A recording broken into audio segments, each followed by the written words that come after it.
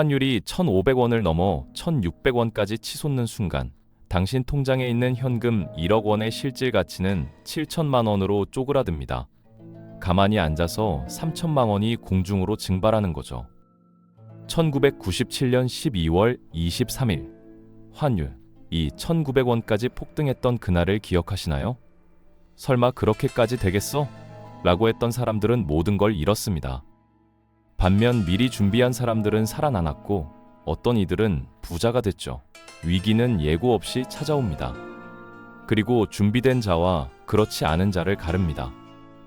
지금부터 환율 폭등 시대를 버티는 두 가지 생존 자산과 구체적인 대응 전략을 공개합니다. 지금 한국은행이 시중에 돈을 너무 많이 풀어버렸습니다. 이게 원화 가치가 떨어지는 첫 번째 이유죠. 동네 빵집을 한번 생각해보세요. 빵 생산량은 그대로인데 사람들 주머니에 돈만 2배로 늘어나면 어떻게 될까요? 당연히 빵 가격이 폭등하겠죠. 수요와 공급의 법칙입니다. 반대로 빵 생산량이 갑자기 2배로 늘어나는데 사람들 주머니 사정은 그대로라면 빵값은 폭락합니다. 돈도 마찬가지예요. 돈의 양이 늘어나면 돈의 가치는 필연적으로 떨어질 수밖에 없습니다. 한국 경제 안에 재화의 양, 그러니까 빵이든 집이든 차든 그 총량은 그대로인데 통화량만 20% 늘어났다고 쳐보세요. 물가도 자산 가격도 그에 비례해서 오릅니다. 원래 1,000원 하던 빵이 1,200원이 되고 5억 하던 아파트가 6억이 되는 거죠. 이게 가치가 올라서 그런 게 아닙니다. 화폐 가치가 떨어져서 생기는 현상이에요. 인플레이션이죠. 실제로 30대 김 과장은 작년에 5천만 원을 예금에 넣어뒀습니다. 1년 뒤 통장을 열어보니 이자 포함해서 5,200만 원이 됐더군요. 200만 원이 늘었으니 좋아해야 할까요? 아닙니다. 작년에 5천만 원으로 살 수 있던 물건들이 지금은 5,005만 원이 필요합니다. 돈은 늘었는데 살 수 있는 건 오히려 줄어든 거예요. 이게 바로 화폐 가치 하락입니다. 더 극단적인 사례를 볼까요? 2008년 짐바브웨 정부는 무제한으로 돈을 찍어냈습니다. 그 결과 빵 하나 사는데 1,000억 짐바브웨 달러가 필요했어요. 화폐가 휴지 조각이 된 겁니다. 초인플레이션이었죠. 지금 한국도 그 방향으로 가고 있습니다. 돈을 많이 풀수록 화폐 가치는 떨어지고 환율과 물가는 계속해서 오르는 거예요. 이게 지금 우리가 마주한 첫 번째 위험 신호입니다. 환율 상승의 두 번째 이유는 대기업들의 행동에 있습니다.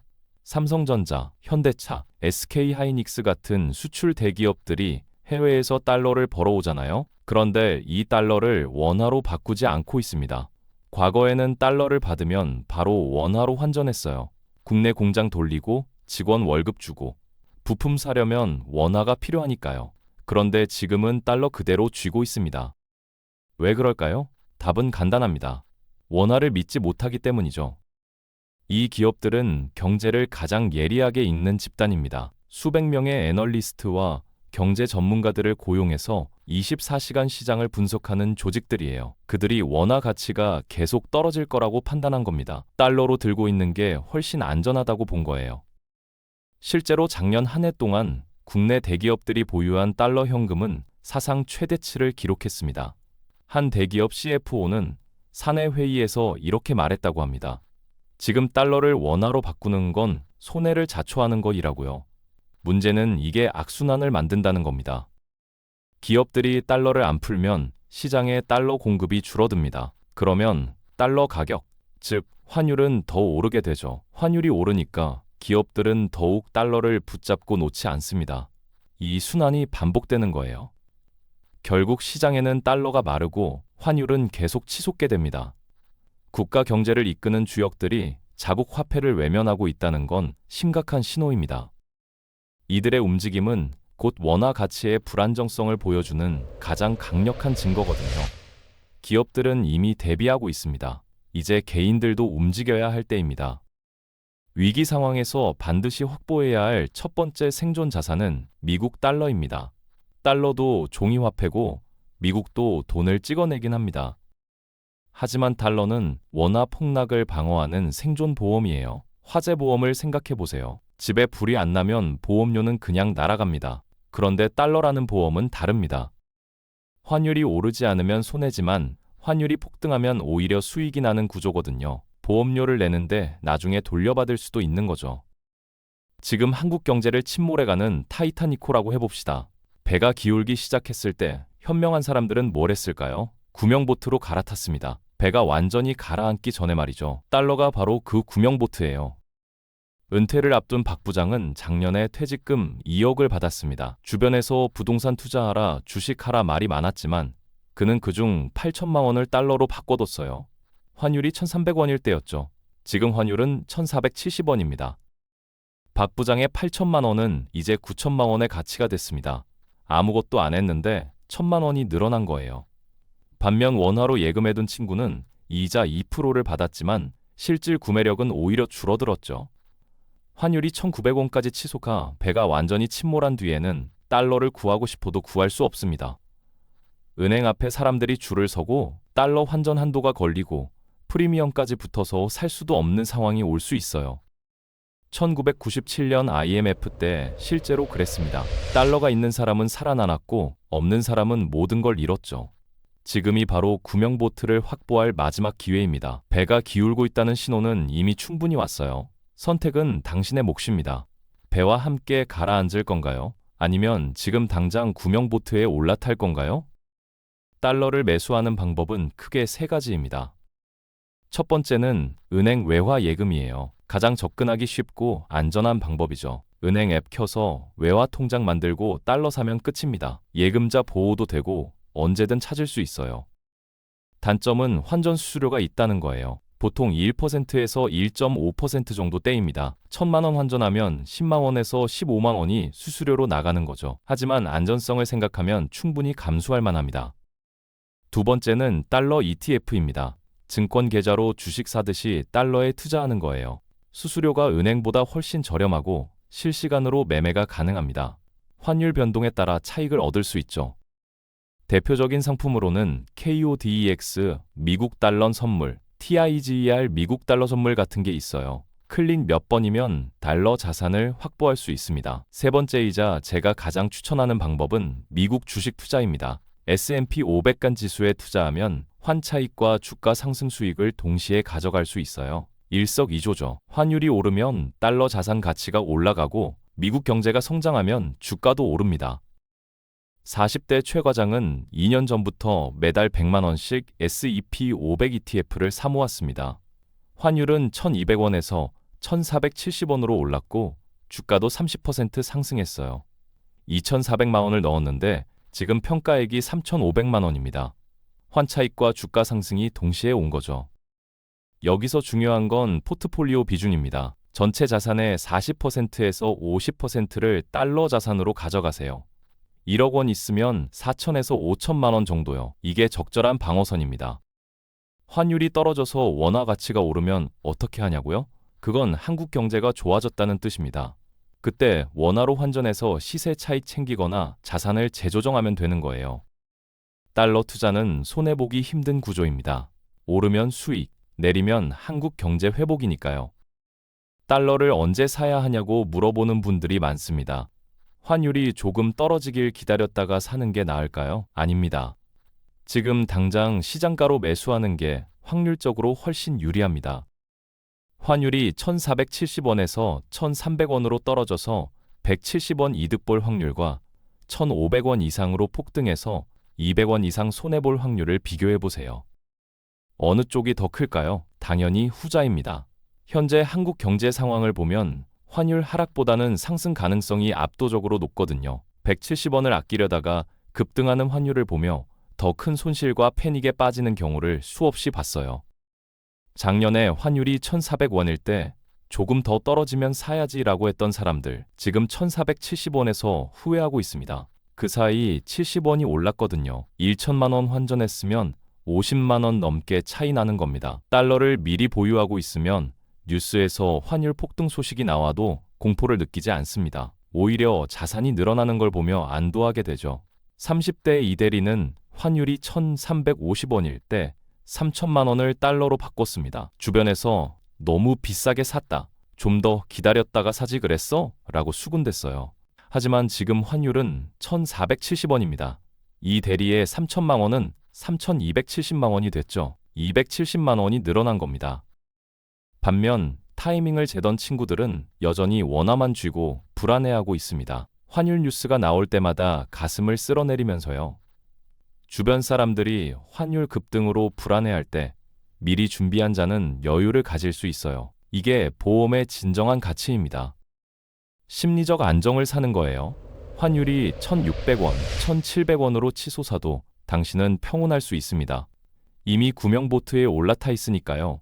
타이밍을 재지 마세요. 완벽한 타이밍은 존재하지 않습니다. 지금 당장 움직이세요. 두 번째 필수 생존 자산은 금입니다. 최근 전 세계 중앙은행들이 역대 최대 규모로 금을 사들이고 있어요.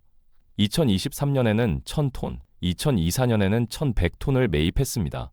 2025년에는 1,200톤을 넘길 거라는 전망이 나오고 있죠. 이게 얼마나 엄청난 양이냐면 전 세계에서 1년에 채굴되는 금의 3분의 1 수준입니다. 중앙은행들이 시장에 금을 쓸어 담고 있는 거예요. 중국, 러시아, 인도 같은 국가들이 금 매입을 주도하고 있습니다. 이 나라들의 공통점이 뭘까요? 미국 달러 패권에서 벗어나려는 국가들이에요. 왜 이들은 금을 사 모을까요? 달러와 원화는 정부가 마음대로 찍어낼 수 있습니다. 하지만 금은 다릅니다. 인위적으로 생산할 수 없는 한정된 자원이거든요. 지구상에 존재하는 금의 총량은 정해져 있어요. 아무리 기술이 발달해도 금을 만들어낼 수는 없습니다. 고대 이집트 시대에 금 1g으로 빵 100개를 살 수 있었습니다. 로마 시대에도 금 1g으로 빵 100개를 샀어요. 지금도 마찬가지입니다. 5,000년이 지났는데도 금의 구매력은 거의 동일하게 유지되고 있어요. 이게 무슨 의미일까요? 화폐는 계속 가치가 떨어지지만 금은 그렇지 않다는 겁니다. 화폐 가치는 시대에 따라 변하지만 금은 인류 역사상 변하지 않는 구매력을 가진 유일한 실물 자산입니다. 50대 김 사장은 10년 전 금 1kg을 5천만 원에 샀습니다. 주변에서 그 돈으로 부동산 사지, 주식하면 더 벌어라고 했죠. 하지만 지금 그 금은 1억 원이 넘습니다. 10년 만에 2배가 된 거예요. 같은 기간 그가 살까 고민했던 아파트는 6억에서 7억으로 17% 올랐습니다. 금이 훨씬 나은 선택이었던 거죠. 달러가 원화 폭락의 보험이라면 금은 달러를 포함한 전 세계 화폐 시스템 붕괴를 대비하는 최후의 보험입니다. 시스템 전체가 무너질 때 살아남는 건 금뿐이에요. 2008년 리먼 브라더스 사태를 기억하시나요? 전 세계 금융 시스템이 붕괴 직전까지 갔던 그날 말이에요. 주식은 50% 폭락했고 부동산은 40% 떨어졌습니다. 사람들은 패닉에 빠졌죠. 직장인들은 하루아침에 퇴직금이 반토막 났고 건물주들은 세입자가 나가도 새 임차인을 구할 수 없었습니다. 모든 자산이 무너지던 그 순간이었어요. 그런데 금값은 어떻게 됐을까요? 오히려 50% 급등했습니다. 모든 게 무너질 때 금만 살아남은 거예요. 이게 금의 진짜 가치입니다. 위기에 강한 자산이죠. 시스템이 흔들릴 때 사람들이 가장 먼저 찾는 게 금이거든요. 금을 매수하는 방법도 3가지가 있습니다. 첫 번째는 실물금, 그러니까 골드바를 사는 겁니다. 하지만 이건 추천하지 않아요. 부가세 10%가 붙고 보관 문제도 있거든요. 1천만 원짜리 금을 사면 100만 원을 세금으로 내야 합니다. 집에 두자니 도난 위험이 있고 은행 금고에 맡기자니 연간 수십만 원의 보관료가 나갑니다. 소액 투자자에게는 비효율적이에요. 두 번째는 은행 금 통장입니다. 부가세는 없지만 예금자 보호가 안 될 수 있다는 리스크가 있어요. 은행이 망하면 금도 날아갈 수 있다는 겁니다. 가능성은 낮지만 완전히 배제할 수는 없죠. 세 번째이자 가장 추천하는 방법은 금 ETF입니다. 수수료가 저렴하고 거래가 편리해요. 증권 계좌에서 클릭 몇 번이면 금을 살 수 있습니다. KODEX 골드 선물, TIGER 골드 선물 같은 상품들이 있죠. 실시간으로 사고 팔 수 있고 소액으로도 투자가 가능합니다. 자산의 10%에서 20%를 금으로 보유하세요. 1억 원 있으면 1천만 원에서 2천만 원 정도요. 그리고 이건 장기 투자입니다. 최소 5년에서 10년 이상 보유하는 게 원칙이에요. 금은 단기 투자 상품이 아니거든요. 시스템이 무너질 때를 대비하는 최후의 안전장치입니다. 모든 게 무너져도 금만큼은 당신을 지켜줄 겁니다. 오늘 당장 실천해야 할 게 있습니다. 증권 계좌와 외화 통장을 개설하세요. 스마트폰으로 10분이면 됩니다. 미루지 마세요. 계좌 만드는데 돈 드는 것도 아니잖아요. 나중에 해야지라고 하는 순간 당신은 이미 준비에 실패한 겁니다. 지금 이 글을 읽는 바로 이 순간이 가장 빠른 때예요. 그 다음 목표 금액의 30%를 선매수하세요. 5천만 원을 달러와 금에 넣을 거라면 일단 1,500만 원을 먼저 사는 겁니다. 한 번에 다 사면 타이밍 리스크가 있으니까요. 나머지는 매달 급여일 다음 날 적립식으로 분할 매수하세요. 이렇게 하면 리스크를 관리할 수 있어요. 환율이 오르든 내리든 평균 단가를 맞출 수 있거든요. 1997년 IMF 당시를 돌아봅시다. 설마 그렇게까지 되겠어? 라고 했던 사람들은 모든 것을 잃었습니다. 집도, 차도, 사업도 날아갔죠. 반면 혹시나 하며 준비한 사람들은 부의 기회를 잡았습니다. 달러를 미리 사둔 사람들은 자산이 2배로 늘었어요. 부동산을 헐값에 사들인 사람들도 있었죠. 지금 상황이 그때와 얼마나 다를까요? 가계부채 1,900조 원, 부동산 담보대출 비중 역대 최고 수준입니다. 경제 위기 신호가 곳곳에서 터져나오고 있어요. 국채 금리는 치솟고 환율은 불안하고 부동산 거래는 얼어붙었습니다. 환율 1,500원 시대가 닥치기 전인 지금이 준비할 수 있는 마지막 골든타임일 수 있습니다. 1997년에도 신호는 있었어요. 하지만 사람들은 무시했죠. 우리나라가 설마라는 생각이 재앙을 불렀습니다. 역사는 반복됩니다. 준비하는 자만이 살아남아요. 준비하지 않는 자는 희생자가 되고요. 당신은 어느 쪽에 서시겠습니까? 지금 이 순간의 선택이 5년 후 당신의 삶을 결정합니다. 경제 위기는 갑자기 오지 않습니다. 반드시 신호를 보내요. 국채 금리, 환율, 물가, 부동산 거래량, 부실 채권 비율, 이 5가지가 위기의 신호등입니다. 첫 번째, 국채 금리는 국가의 신용도를 나타내는 체온계예요. 10년 만기 국채 금리가 4%를 넘으면 위험 신호로 봐야 합니다. 국가가 돈을 빌리는데 높은 이자를 줘야 한다는 건 시장이 그 나라를 믿지 못한다는 뜻이거든요. 2023년 여름 한국 국채 금리가 4.2%까지 치솟았을 때를 기억하시나요? 그때 많은 전문가들이 경고했지만 대부분은 흘려들었죠. 두 번째, 환율은 가격 자체보다 변동 속도가 중요합니다. 단기간에 환율이 급등하는 건 외국인 자본이 빠져나간다는 의미예요. 쥐가 배에서 도망치기 시작하면 배가 가라앉을 징조죠. 환율이 한 달 만에 50원 이상 오르면 비상등이 켜진 겁니다. 세 번째, 물가 상승입니다. 인플레이션이 5%를 넘고 생필품 가격이 급등하면 경제에 적신호가 켜진 겁니다. 사람들의 실질 구매력이 떨어지고 소비가 위축되거든요. 식료품, 전기요금, 교통비가 동시에 오르기 시작하면 서민 경제가 무너지는 신호예요. 네 번째, 부동산 거래량을 보세요. 가격 하락보다 거래량 급감이 선행 지표입니다. 서울 핵심지 거래가 멈추면 시장 붕괴의 전조예요. 아무도 사지 않는다는 건 시장이 얼어붙었다는 신호거든요. 강남 아파트가 한 달에 몇 건밖에 안 팔리기 시작하면 그게 시작입니다. 다섯 번째, 부실 채권 비율입니다. 은행의 대출 연체율이 2%에서 3%를 넘어 급증하면 금융 시스템 위기 가능성이 높습니다. 사람들이 돈을 못 갚기 시작하면 은행도 경제도 무너지는 거예요. 1997년 IMF 때도 이 지표가 먼저 터졌습니다. 이 5가지 지표를 매주 체크하세요. 한두 개 정도 빨간불이 켜지면 주의, 3개 이상이면 경보입니다. 지금 한국은 몇 개나 켜져 있을까요? 위기 신호가 감지되면 즉시 움직여야 합니다. 전체 자산의 20%에서 30%를 현금성 자산으로 확보하세요. 예금이나 MMF 같은 거요. 유동성이 생명입니다. 위기 때는 현금이 왕이거든요. 모든 게 폭락할 때 현금을 들고 있으면 기회를 잡을 수 있어요. 변동금리 대출이 있다면 고정금리로 전환하세요. 금리 인상 리스크를 방어하는 겁니다. 금리가 2%만 올라도 대출 이자가 2배로 뛸 수 있어요. 5억 대출 받은 사람은 연간 이자가 1,000만 원에서 2,000만 원으로 늘어나는 겁니다. 감당할 수 있나요? 자산 배분 원칙은 이렇습니다. 안전자산 40%, 성장자산 40%, 대안자산 20%로 분산하세요. 안전자산은 예금과 국채, 성장자산은 주식과 부동산, 대안자산은 달러와 금입니다. 계란을 한 바구니에 담지 마세요. 한 곳이 무너져도 다른 곳이 버텨주는 구조를 만드는 거예요. 주간 체크리스트를 만드세요. 월요일에는 환율, 화요일에는 국채 금리, 수요일에는 물가, 목요일에는 부동산 거래량, 금요일에는 증시와 은행 뉴스를 확인하는 겁니다. 습관을 들이세요. 출근길에 뉴스 보듯 경제 지표를 체크하는 거예요. 처음에는 귀찮겠지만 한 달만 하면 몸에 배입니다. 경제신문 헤드라인만 훑어봐도 감이 잡히게 돼요. 여러 지표에서 위험 신호가 동시에 나타나면 4단계 행동 수칙을 실행하세요. 첫째, 현금 비중 확대. 즉시 주식이나 펀드 일부를 매도해서 현금으로 전환하는 겁니다. 둘째, 지출 축소.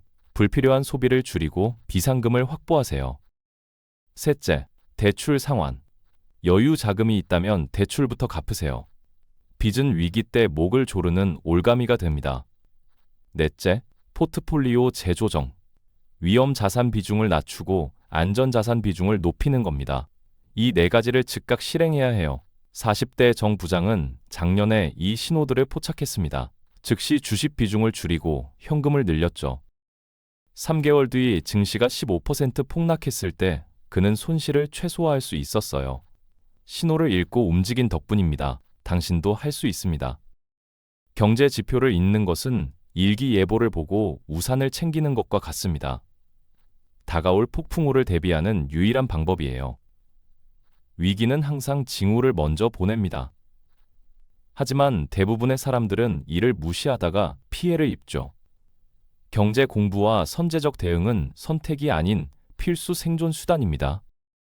완벽한 예측은 불가능해도 철저히 준비된 자만이 자산을 지키고 위기를 기회로 만들 수 있습니다. 오늘 배운 지표와 전략을 바탕으로 지금 당장 행동에 옮기세요. 내일이 아닙니다. 오늘입니다.